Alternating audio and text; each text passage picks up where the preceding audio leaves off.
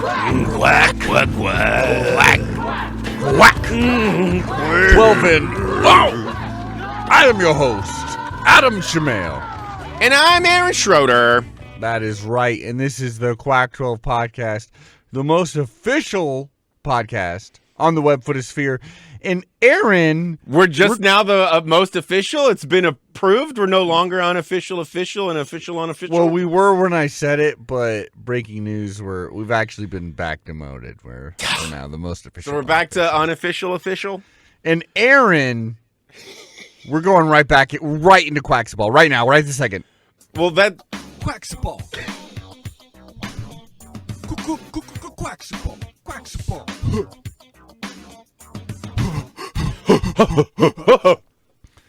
Oh, Aaron. Jeez, you're giving me whiplash. Yeah, that's right. This is a no news, no frills, just hard thought. Just hard thought. Well, Aaron, we hard do have opinion. a little bit of news.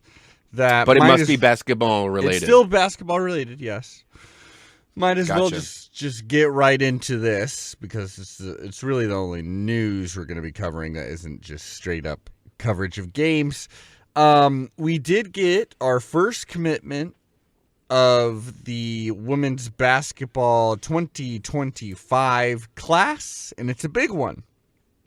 I've heard about one player that has me very excited. Well, there you go. Then we're talking about the same lady. Janiah Williams. Yep. That is right, of Oklahoma, of Yep. Edmond Memorial High School. Do you know Edmond Memorial High School? No, fun fact, Oklahoma is a trash pile and everyone should stay away from it. But also I have really dear friends in Norman, Oklahoma, and I love Norman and I love Oklahoma City. So anyway, continue. Boomer sooner. Sometimes the Texas comes out, the Red River hatreds. I mean, it lives. That's real. That's real. Yeah, no joke. So yeah, 5-star guard. Exactly who we want. 5-star guard, Janiah Williams. She's the number 21 player in ESPN's rankings for the class of 2025, so that's huge.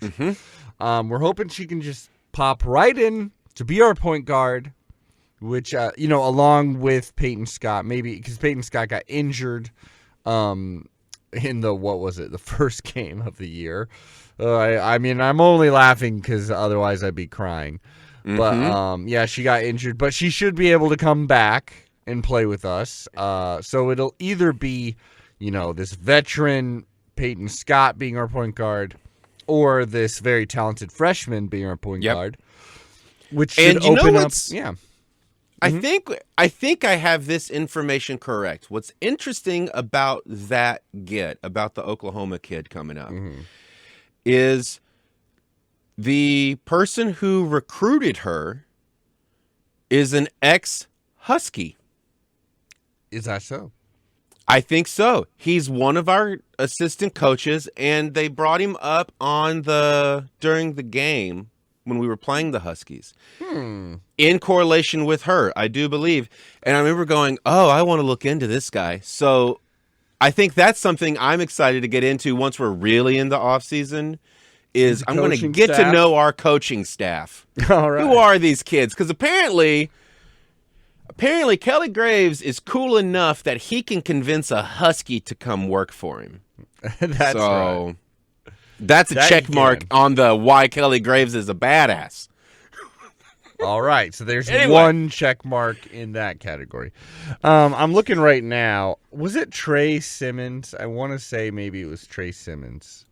I should know our coaching staff, much better. That name is really familiar. That is probably him. Good job. I believe so. I'm looking at it. He graduated from Garfield High School in Seattle, baby. That's the guy.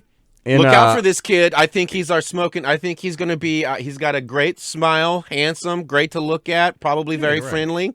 I think he's going to be our recruiting guru. That'd be nice. Recruit guru. Riguru. Actually, so Williams said, she said this to 247 Sports, I kind of figured Oregon was the place for me during my official visit. I waited a little Boss? bit to make sure I was making the right decision. Love I it. asked myself, what school would I put over Oregon? And I didn't have an answer for that. Obviously, it's a beautiful state, but it was just about the school and the coaches. Coach Kelly Graves and all of them are a really good coaching staff, and they're so down to earth. There's no fakeness at all. It's very genuine. They're a fun group to be around. Good Interesting. Good to hear. I mean, there's a little optimism. Look, I mean, we've been painting a pretty negative picture surrounding everything she kind of just brought up, and she makes it sound like she makes it sound like the vibe in the locker room is good. Hey, there's no fakeness. There's at least no fakeness. Right. And let's review these. Let's start with women's basketball here because. Oh dear God, please! Because rip I just the need to get Band-Aid. this- Yeah. Rip the Band-Aid. Adam- We lost both games. Yeah. Adam, Yep. the thing about this Huskies game was that if we won the game, Yes. our record would still only be as good as their record. Yes. So even with a win, We we'd still still would've be been- trash. Yeah. Well, yes. We'd still Because- So this loss especially hurt because there was no real way to win. You can't win against the Huskies and then feel proud about it because, well, y'all have the same record of 3-12. Well, at least if we would have beaten the Huskies, then we would have wouldn't be had 2-13. one win. Yeah, there's that. We would have had one win over them. They would have had one win over us, so we would have been tied in that category. And then there would have been tiebreakers to be like, I mean, kind of pointless tiebreakers, but it would have been like, who is the actual worst team here? You know? And we would have Right. had a shot to not be the actual bottom of the pack, the worst team. But we lost this game, and in fact solidified the fact that, yes, we are the worst team as of right now. Even worse than Arizona State, which a team that we beat, but has a better record. So I'm willing to say, yes, they are better than us. Yeah, and honestly, I felt good going into it. Watching them play Yeah. throughout the first half was pretty great. Out of all the guess. games, yeah, I guess they did you all know, right. like yeah. okay, here's the okay, yeah, but it was basically when the half happened and all of a sudden the Huskies are up by 4 that I'm like, what? Why? I mean, well, actually I went, oh, there it is. Yeah. But I was also like, come on. They did have a good home court advantage, Yeah. considering their It's bad loud team. in there. Yeah, no, they did. People wanted to see them beat the Ducks, is what it felt like. Yeah. Maybe if you were there, that would have made the difference, but I guess not. I was We'll in a never session and couldn't make it. know. You were in a sesh. Fair enough. Now, We shot 9 3-pointers, which kind of goes to show that we're basically abandoning that part of the game. I mean, Chance Gray, she has like, if it's available for you, shoot the 3 because you are our designated, just about our only 3-point shooter, along with Ula Chamberlain. And she went 1 of 6. She went 1 of 6. She kind of makes me nervous, her shooting style. It's very fast. Yes. Like watching her Terrific. shoot free throws, it's almost immediate. She like gets the ball and just bang, goes for it. I'm like, holy jeez, I you're get making it. me You want it nervous. to be, yeah. Judge it. Use some physics real quick. I don't know. I also like it though. I think it's fun when play is in motion because You want it to be she's gonna quick. be banging. You want it to be bam bam, but you do also want to you don't want to shoot the ball until you're like composed. Right. You want to have a confidence shot. You don't want to be like have your momentum like leaning you forward as you're shooting the 3. If there's still time on the clock, that is, if you don't have to let it go. She didn't do great shooting from deep or shooting in general. She was 5 of 15 from the floor, 1 of 6 from 3. The only other person who's allowed to shoot a 3-pointer on this team, like legit, I think the only other person allowed, is Ula Chamberlain from Interesting, Medford. really. I mean, I think they allow Sammy Wagner to too, but the real problem here, one of the real problems here, is even more so than men's team. Our men's team only has 8 players that are on scholarship that can play. Like, yeah. we're really scraping. We'll the get bottom there. of the We'll barrel. get there. We'll get there. But women's team, you could argue, has less like actual like. I'm really trying not to be mean, but like valuable players, like players that are going to contribute when you really need players against like strong competition.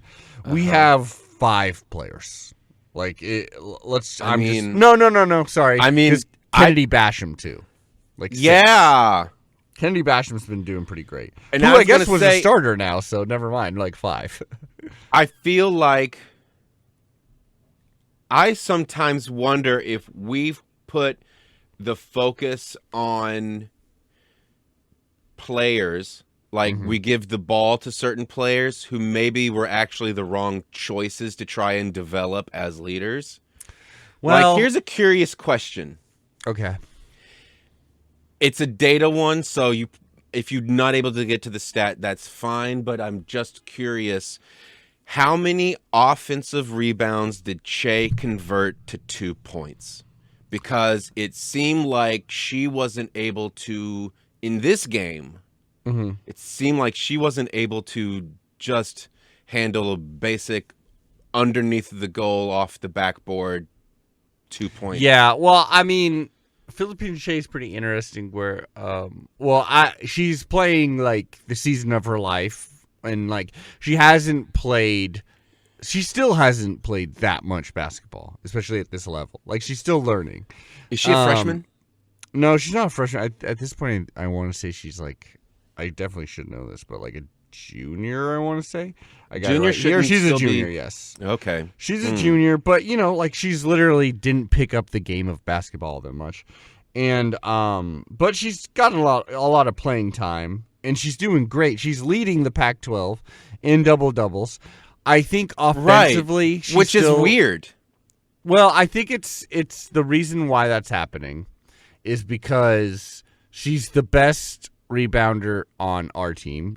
Yes. Her best quality is she's a great rebounder. Yes. I think offensively, she's still got a lot to learn about being like, using her size to force her will in the paint, to consistently get those easy bunnies, when it's just one-on-one, to like, if you're up in the air, if you're towering over the person, to regularly score, Ruthie Hebert style. Yeah. That's something that's not really part of her game. Okay, she didn't score any points, if I remember this correctly, until the second half. But Aaron, this is her superpower right here. This is insane.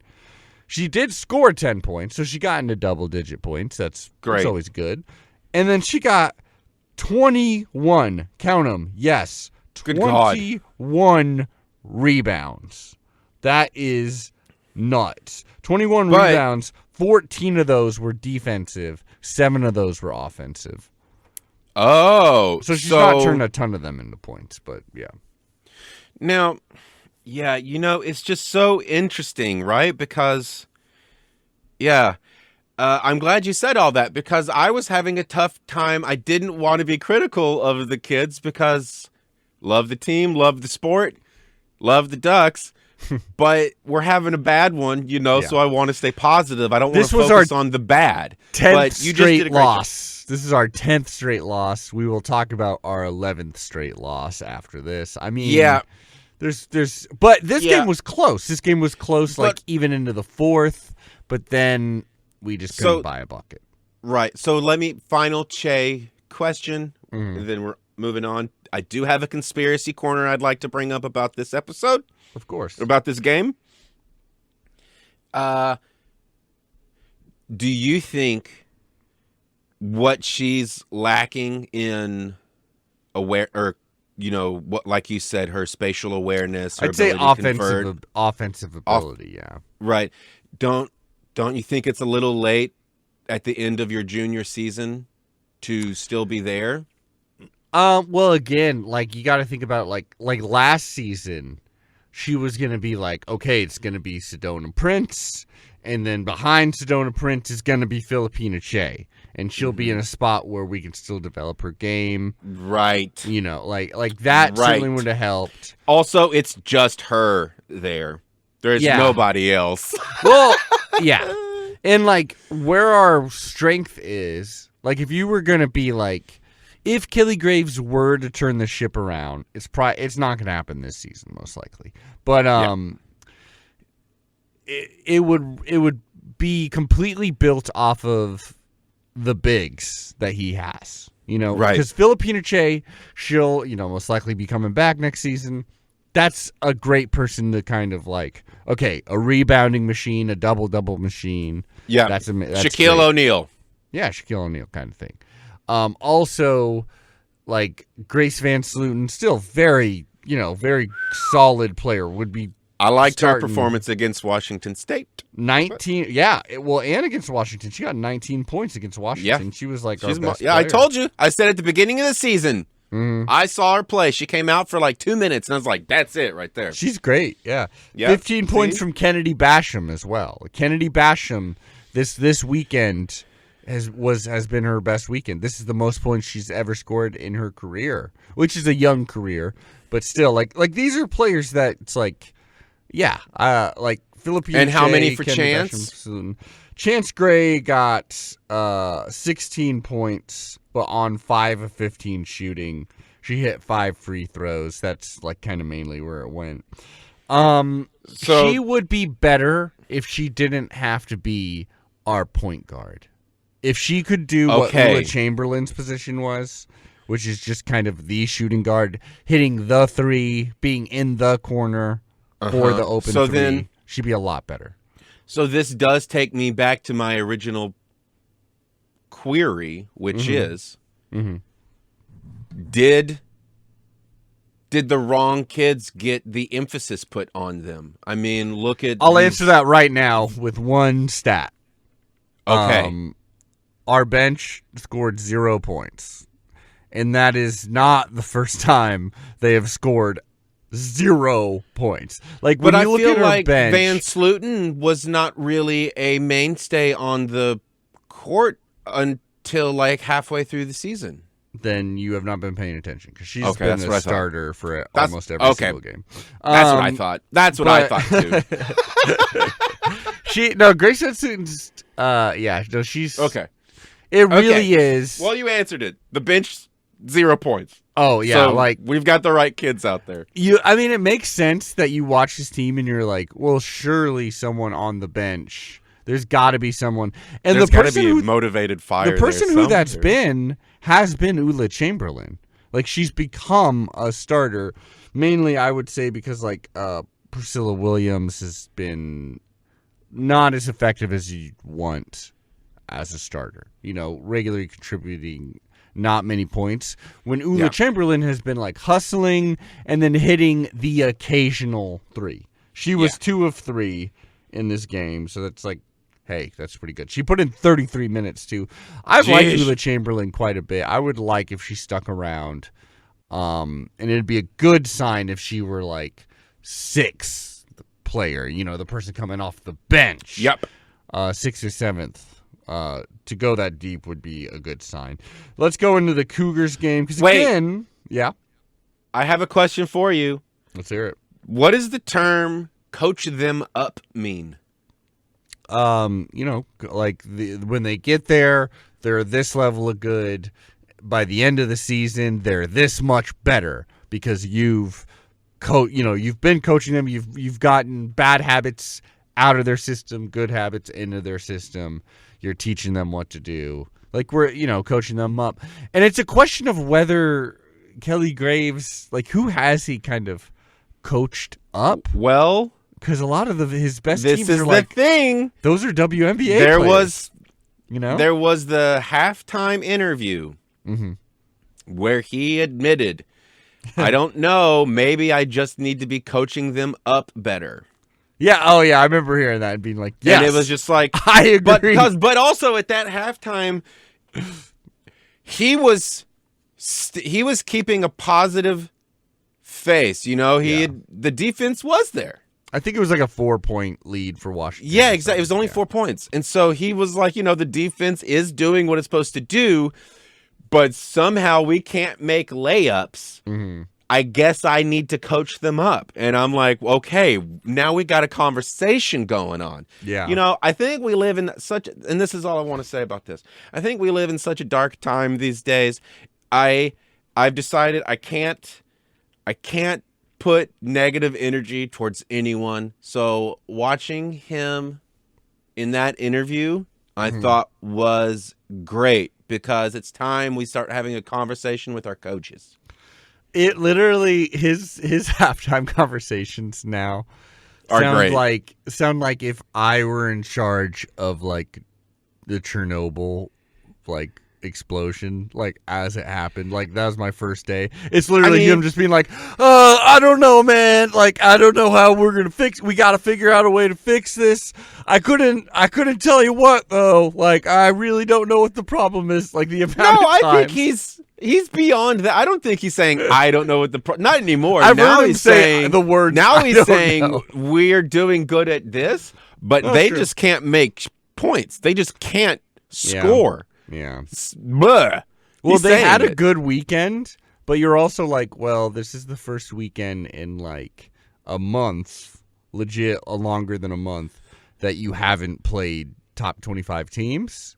So it makes sense that you'd be doing better, but at the same time, you lost both these games. Let's get into this Wazoo game. Wait, there's more. Yeah. Conspiracy Corner. Let's hear it. This game made me think Wazoo or Washington? Watching it, it made me think something's amiss with these broadcasts. I think they are piping in shoe squeak noises into the television feed because I can't hear the basketball bounce. I think they're covering up what's actually happening on the court. Well, a squeak's going to get to your ear before it bouts, I would say. I don't know. You don't think so? I don't know. Twitter proved me wrong. I think I'm right. Hey. Conspiracies are afoot. What are they talking about on the court? Are they planning out the whole game while they play it? But we don't hear that because they're piping in shoe squeaks to the TV speakers. Well, the thing is, I think if you're hearing the squeaks, that means the crowd is just not there. They're not into it. If you could hear the squeaks of the shoe. True. Oh, geez. Also in this one, talk about Wazoo or Washington? Washington. Okay.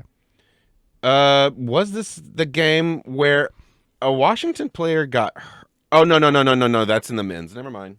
There you go. I'm ready for Wazoo. Well, thanks. This one, I don't know. It was, again,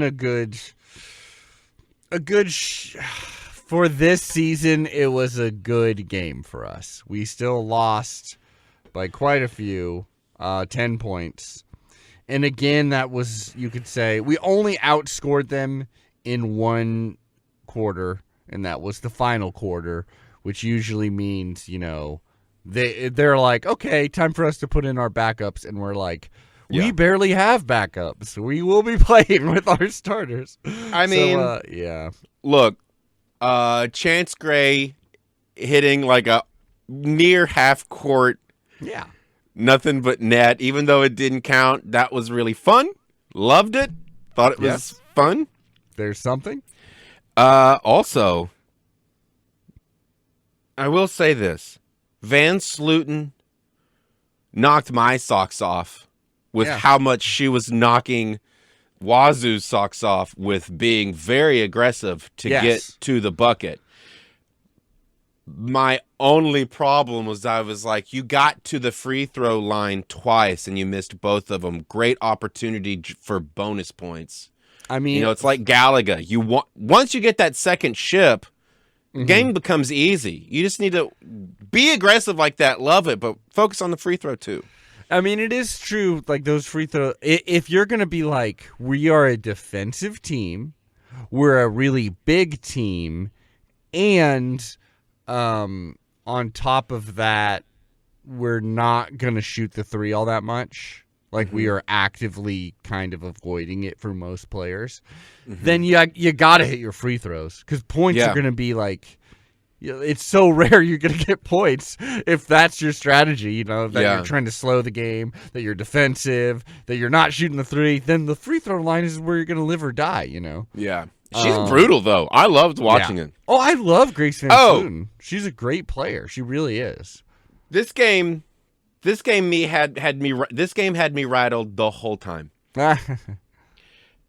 Every time I heard the name Tahina, it was like someone shoving 12,000 knives into my chest. Yeah, my man, and tough. I was just like, oh God, just call her by her first name. We can't keep doing this. Yeah. Well, Tina is her first name if we're talking about Pow Pow. No, well, yeah, I'm talking. Yeah. But they have a player named Tahina. Oh, I get what you mean. And I kept hearing that, and I was like, God almighty, no. What are you... Yeah, why makes you keep saying this name? Stop makes saying this name. Exactly.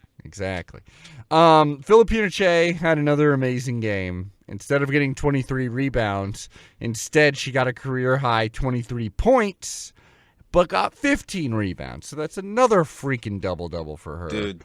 That's amazing. Like there's something to build off here with Grace Van Slooten is I'm glad you've put me back on the right path with that. Yeah. That doesn't mean we're going to be better next year. Hell, we may be worse we'll be better. I hope so. Kelly Graves about this, bad game said, "I give our players a lot of credit. We did a lot of good things tonight. We out-rebounded them. We limited our turnovers a little bit and had a better assist-to-turnover ratio than we've typically had. I thought Grace was a warrior tonight. She played so well, and Philly just continues to really impress." Because that is a 19th double-double this season. That leads all the conference. That being said, man, that's incredible. Leading the conference in certain, pretty impressive stats. Yeah. Bottom of the conference when it comes to actually winning. Yeah. It's weird. Well, one thing is because it's other teams with great centers, they can still be like, okay, now we have a 20-point lead. We're going to put in our other wonderful center who's the backup. Now they're going to play good time, good minutes. Right. We have 6 players. Yeah, Filipina Che's hitting the floor all the time. But I don't want to take it away from her. She's also doing great. We just need help. We just need 3 more people. Oh, sure. That is the thing with basketball. Is with this new 5-star commitment we got. Yeah. With Peyton Scott getting healthy, and then if Kelly Graves were to add a couple more ready to go players, including some, likely transfers, so they have experience at this level, the whole team could be transformed in theory. We'd still, in order to have a successful season, we'd still have to be playing against great teams. So I bet you if the world still exists come next whenever basketball season starts, up in the air, we're gonna be something else. It's gonna be shocking to most people, the level of brutality we're gonna bring to the court. Just watch. I feel it in my bones. Okay, Aaron, how many points do you think the bench scored in this game for us? The Washington State game? Yeah. Oh, well, you've already explained to me that they got 0 in the last one, so I'm going to go with 4. You would be off by 4 points because they got 0 points. To be fair, there's only 3 bench players that even played any minutes in this game. Can you believe that? It's pretty nuts. Chance Gray, 2 of 17 from the floor. Absolutely one of her worst games as a Duck. Not to put it too much on her, but that's rough. 0 But of also 6. we're putting a lot on her, so let's not forget how long she's been having to fucking have a workload. She is still a student as well, by the way, everyone. Yeah. If you really focus on okay, make sure Chance Gray doesn't get an open 3 or if she just has a bad night, then that is literally just about our entire 3-point game is off. And then you can focus on doubling Filipina Che, and then you've probably won the game. How many 3-pointers do you think we hit in this game? I feel like I should know this because I was watching the game. I think it was like 3. You're off by 2. 3. We hit 2. 1. 1. 1 of 8 is what we got. Ula Chamberlain hit that 3-pointer. Thank you. So you know what? I feel like I remember when she hit that one because they brought it up, and then maybe they just stopped trying after. Yeah, that. after that. Correct? Right. Just about, yeah. Compared to Washington State, which is the reason why they were able to really pull away in this game, because their bench actually didn't do too well either, only 2 points. But they were 7 of 20 from 3-point land. So, like, they were able to hit some. Yeah, like, most teams, trying to hit, like, 15 to 20 3-pointers. Like, we used to be like that, but not so much anymore. So, as we said, we're the bottom of the pack. There's only 2 games left for the women's basketball team in the regular season. One is against Cal. So, really, that's our best shot if we're going to win. Like, they're the last unranked team because after that will be Stanford, a top 5 Stanford team. Wow. Yeah, and we're probably going to lose that. Both those games that's fine. At home. Yeah. Curtain call on women's Pac-12 in 10 minutes because it's coming in hot. Okay. There you go. Aaron, let's go to a different Stanford game here. That is the men's Stanford game. Oregon men's Stanford versus the Ducks. Now, Oregon, it's been a long time since we've won like 2 games in a row. Luckily, with this Stanford win. That's the saddest statement I've ever heard. Yeah. That's sadder than how many games in a row the women have lost. But how many in a row the men have won is like...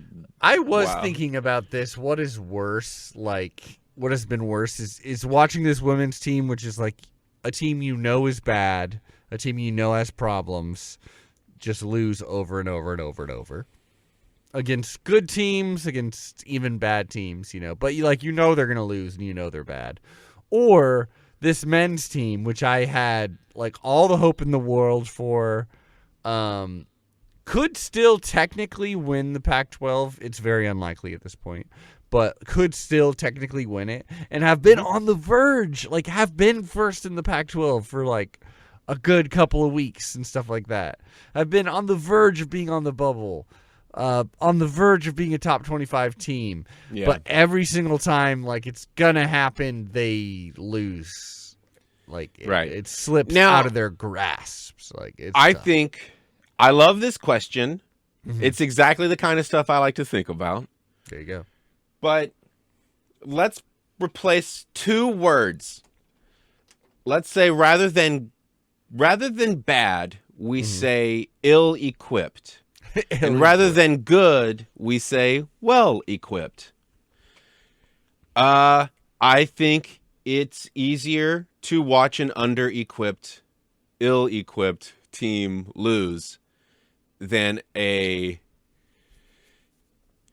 Well, here's the question, then. Are the Ducks a well-equipped team? Men. Well...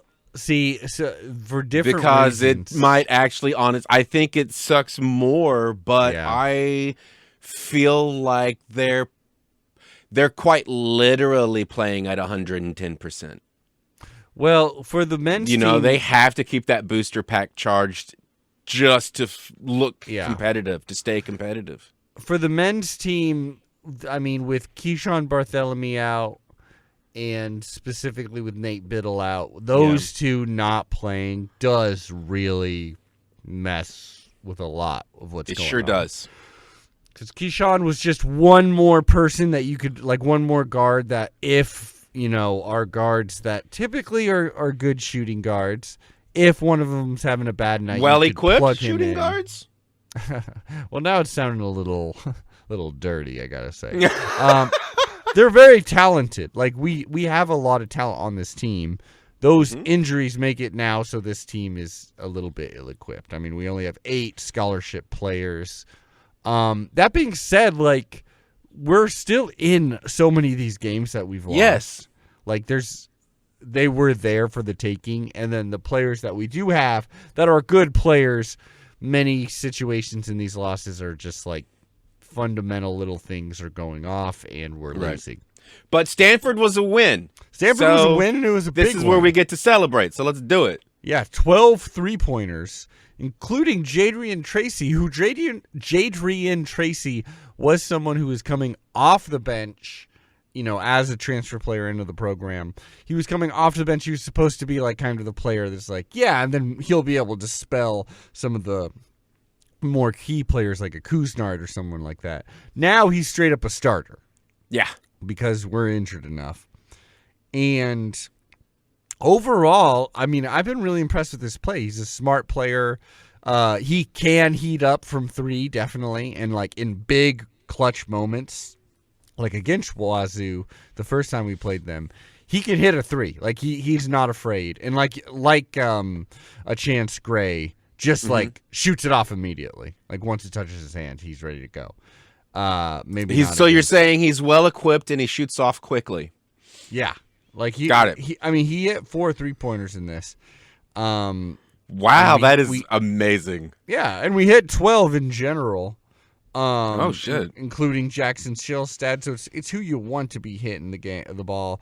Dana Altman said, "We shot the ball well. That always helps. But I thought we did a lot of good things defensively. And on a night Jermaine Kuznard didn't shoot it very well, we had other guys step up." And then he also had another quote that I know you'll find. Here we go. "The formula is not difficult to figure out." And this is Dana Altman ball. This is what he's really harping on here. "We hold people under 70. That's the big thing. Under 70, a.k.a. 69. We win most of the time. We out-rebound them." I mean, it's the rule. It's the golden rule of Voss. Yeah. "We out-rebound them. We win most of the time." I think we're 10-1. Yeah, 10-1 this season. At this point, anyways, because we're talking about the Stanford game. 10-1 when we hold our opponents to fewer than 70 points. So we even let them get 69, but as long as we score more. Overall, our starters did a great job. Yep. Shellstad got 19 points, 8 of 13 shooting, so really consistent there. 17 points from Jadrian Tracy, who this says hit 3 3-pointers. Interesting. Weird.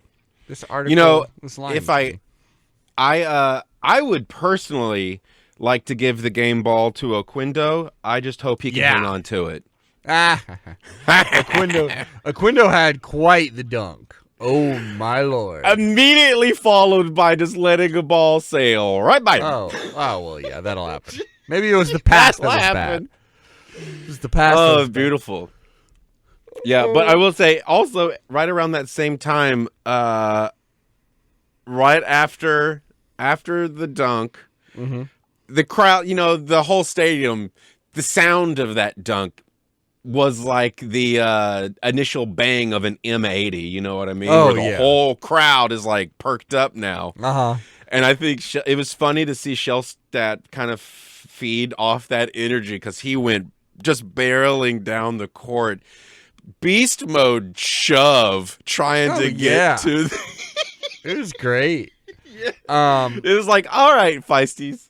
Oquindo got 9 points off the bench, which is what you want to see. He got 22 points over 22 minutes. Rigsby got 21 minutes. Only scored 1 3-pointer, 1 of 4. I would love if he got back to his 3-point accuracy. That may have just been kind of a little stretch where it happened, but we need another shooter, honestly. But overall, really good game for us. Yeah. Except for Kuznard, 2 of 12, only scored 5 points. So that's what we're. But I mean, hey, did a whole lot of other stuff right. Got 7 rebounds, 3 assists. So that was a game that we really wanted, and historically, I should say, Usually when we go down and play Stanford on the farm in the Bay Area, we lose. Like, that is a cursed game for us. So kind of like when we play in Colorado, like, it just has been historically a bad spot. And we got the W, so that was nice. Then came the game against Cal. Right. Cal is, okay. Real quick. Yeah. I do think it's important that before we dive into the players, we give a big shout out to our fellow commentator, JB Long, saying, "Peace out, brother." This was his final game announcing. He crushed it as per usual. And seeing as how he is one of our peers, yes. I think it's important that we pay our respects, and we wish him the best of luck in his future career. Yeah, true to that. JB, not long enough. That's a lot. Brother, you know what I mean? Yeah. Anyways. That's so what his wife Long. calls him. Oh, wow. With a bird. We're close. We can make fun of him sorry. This way. That is really discolorful. We're close to JB Long. You know he's laughing. He's a pal. Laughing. He's a pal. He's a pal. Close friend. Long-time friend. We actually met him first year we started this pod. Yeah, we're great friends. Great friends. Great. He'll be triples. on soon. We got doubles and triples of him. Aaron, we held the team under 70 points. Yep. We lost the game. Sure did. Because they were the first to get to 69, and they were the only team to get to 69. 69-64, we lost this one. And they got that Tyson kid. Oh, he was great. Good gravy. There was nothing we could do to stop him, and he was. I mean, he was truly literally the reason why. We literally put him on the ground. We put him on the ground, and then he still was mean. He absolutely killed it. 27 points. Probably killed Oregon's actual at-large potential to get into the tournament. We probably have to actually win the Pac-12 tournament now, which sucks. Yep. It's possible, but it certainly sucks. It's tough, man. 27 points, dude. Oh, we couldn't do anything to stop him. He only hit one three-pointer, so it was a lot of him. It doesn't matter. Yeah, he was great. Yeah, he's aggressive. It was amazing and smart. He was doing yeah. He's got the court awareness on lockdown. Great court vision. He had just fantastic. He had 7 rebounds. Amac, I believe is how you say his name, had 14 rebounds for them. Wow. For us, on the other hand, I would give the game ball to Dante if he deserved it. 15 points, 9 rebounds, nearly got that double-double. Mm-hmm. Had a great game. You could argue it would have been nice for us to go to him more late game because they didn't really have an answer for him. He was the most athletic big on the court. And meanwhile, what typically is a strength for us and was a strength for us against Stanford was a weakness in this one. 4 of 18 from three-point range. And this game was close. Because we had the lead for the large majority of it. Yeah.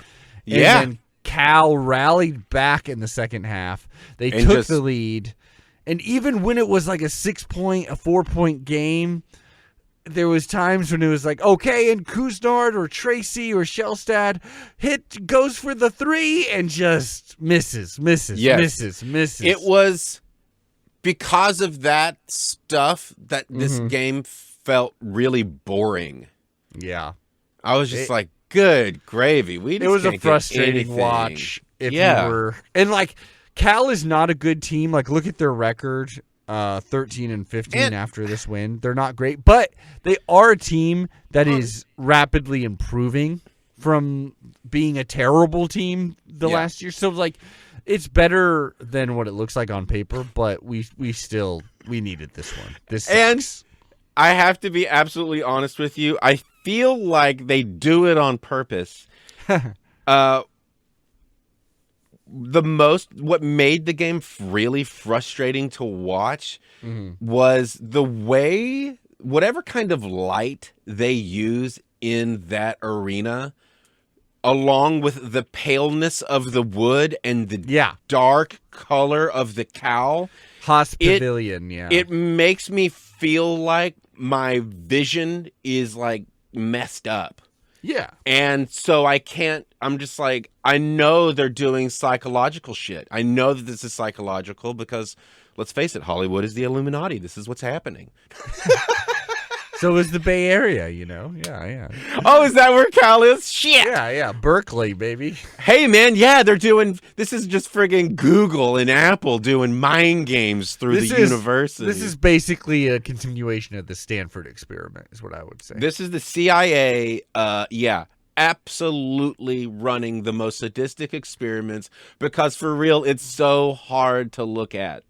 And this it is makes you coming feel from like a crazy person. Fans of Oregon with the most hideous court that has ever been. I have to disagree. I think it's beautiful. I think the way it works as a tree line, but also look like aged patinaed wood is gorgeous. Well, there you go. So we should say Kwame Evans Jr., who's give me some goods. typically this isn't a good necessarily. Oh. He only scored 2 points, but he only played 18 minutes because he did get injured at a certain point, if you remember. And they said he could have been. It was like an ankle sprain. He could have played, like he wanted to play more. But I remember them taping him up. Yep. Dana Altman said no, which I think was the right decision. Even though we lost this game, I still think is the right decision because, like, basically it's this game. The win only matters for like momentum. Like this win alone wasn't going to be like, and now we're a lock for March Madness. Like that. Sure, that wasn't going to happen per se. And winning this game without him would have meant a lot for the team. And it would have been it's very possible we were just shooting like hell. Like we shot 35% from the floor. That is terrible. That is much worse than we usually do. There was a longer than 10-minute stretch, but there was a 10-minute plus scoreless stretch for the Oregon Ducks. 10 minutes. Of this 40-minute game, we scored 0 points. You can't from the floor. You can't do it. You can't do it. That's an insane amount of time. That's a lot of time. If you were to put my theory to its ultimate peak, which is that 3 players are each scoring a point per minute. Yes. You're basically insane. Let's just be safe and say that would be insane. You're 10 minutes you're giving up 28 points. You should be scoring 28 points every 10 minutes of the game. Wait, what? That's so many points. I guess it helps. If you can't break 110 per game, I don't want you breaking off anything for me. You can break off this team. No. I mean, I'm looking at Kuznard, who got 19 points. Hell, that's pretty damn good. Yeah, that's great. But a lot of those were free throws, obviously. Oh, wow. Shellstad only hit 2 of 11. That certainly would have helped. Tracy had a really strong start with a couple of 3-pointers, but was 3 of 10. Like, we're just, I don't know, man. We're missing that clutch kind of vibe. There wasn't enough passing around, really. Like we looked pretty stagnant on offense. Dana Altman, who's not one to complain, especially about reffing too much, he did say, though, one thing that really affected us was that they were just mobbing Dante every time they had the ball. Those could have been called. Those could have turned into free throws for Dante, but they weren't. That actually is also interesting to hear because when Tyson went down, exactly right, very audible attendees screaming directly at the refs that it's their responsibility to stop that kind of stuff from happening. There was one guy I literally heard just scream, "At least apologize to him." Yeah. But then there was 5 minutes later, Kwame Evans Jr. gets taken down to the court and they're silent, just dead silent. Yeah. Well, at that point, you're kind of like, is this eye for an eye? I don't know. Is this karma? I don't know. Is Hey, this Kwame didn't do refs letting players play, or is this refs certainly being letting Cal negligent? play? I'll tell you. I'll tell you there. I mean, I don't want to blame. There's no kind of point in talking about the refs because it's like, well, we could have hit a goddamn 3-pointer. That certainly would have helped. Facts. I mean, we could have. Yeah, we could. Shot. We could have made some. We could have gone 8 minutes without making a bucket. Yeah. Exactly. Could have gone more than a quarter of the game not score. Sitting on our freaking asses. Yeah. So this is a tough one, dude. That's a huge loss. Next game is a big one. Why, you ask? Because it's against the Oregon State Beavers. Oh, really? Yes. This is our final time seeing them, I bet, right? That's right. Well, unless we play them in the Pac-12 tournament, which is possible. Oh. Yeah, tomorrow at 8 p.m. So maybe, by the time you're listening to this, you're probably the Beavs game is probably coming up. Honestly, what I would do, yeah. I would just mute the commentators because, as we discussed, JB Long is gone. So what's the point of tuning in anymore and just play us instead? Maybe it's Walton. I don't know. I mean, you can pretend you know what he's saying. So up next, Oregon State, and then we go on the road to the best Pac-12 team, Arizona, number 6 Arizona. Right. This was the one I've been not looking forward to. Yeah, if there's even the slimmest chance of us winning the Pac-12, outright, we have to beat Arizona. We have to beat Arizona. We have to injure them. We have to injure them. Because we would need them to lose. We'd have to beat them, and then they would need to lose. And then I think it's possible due to tiebreakers that we would have them. Oh, it's one of them seasons, again. Huh? It's one of them things. Yeah. Okay, well, that's... Maybe night, not. Maybe we'd only need them to lose twice, including a loss to us. But either way, it's unlikely. The more contingencies... Wazoo, we need to lose twice, too. So that's why it's... Right. Yeah, the more contingencies you need, the more... Nah. Well, here's one thing, though. Hit me. If we want to make the tournament, we're likely going to have to win... we'll have to win the Pac-12 tournament in order to make the big tournament. That's all that matters then. That's what we focus on. We've already discussed we can look like a tournament team. Yes. We've said it, so let's say it again. In order for that to happen, what could help is being in the top 4 of the Pac-12, because if you are, you get a bye for the first game in the Pac-12 tournament. Now, I like them odds. Yes, right now, we are number 3. Okay. It's unlikely we're going to move into the top 2. Right behind us are 9-7 Colorado. We're 10-6 right now. And 9-7 UCLA. So they're right on our heels. And actually coming up after Arizona, the last 2 games of the season for us. Colorado, this is at Matt Knight. And then Utah.